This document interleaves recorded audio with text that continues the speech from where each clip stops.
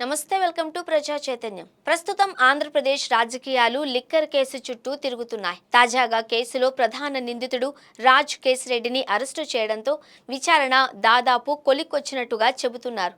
అంతేకాదు పలువురిని విచారించిన సిట్ ఇందులో 29 మందిని నిందితులుగా గుర్తించింది. ఇందులో కొందరు వ్యక్తులు, కొన్ని వ్యాపార సంస్థలు ఉండడం గమనార్హం.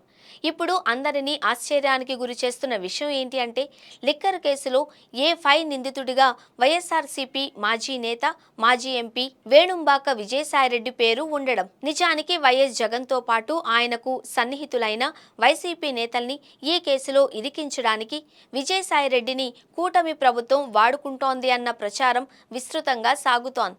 ఈ తరుణంలో విజయసాయిరెడ్డి నిందితుడు కావడం ఆశ్చర్యం కలిగిస్తోంది. ఈ నెల 22న ఆయన సోషల్ మీడియాలో ఒక పోస్ట్ పెట్టారు. లిక్కర్ స్కామ్లో చట్ట విరుద్ధమైన కార్యకలాపాల్ని వెల్లడించే పాత్ర తనది అని అందులో పేర్కొన్నారు.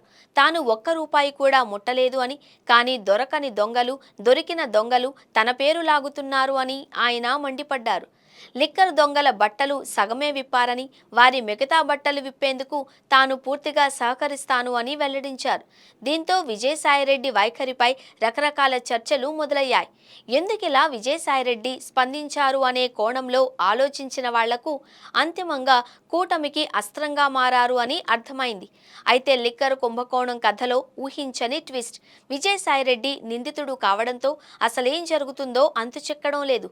లిక్కర్ దొంగల బట్టలు విప్పుతాను అని ప్రకటించిన కొన్ని గంటల్లోనే విజయసాయిరెడ్డి మాటల్లో చెప్పాలంటే ఆ దొంగల జాబితాలో ఆయన పేరు కూడా ఉంది.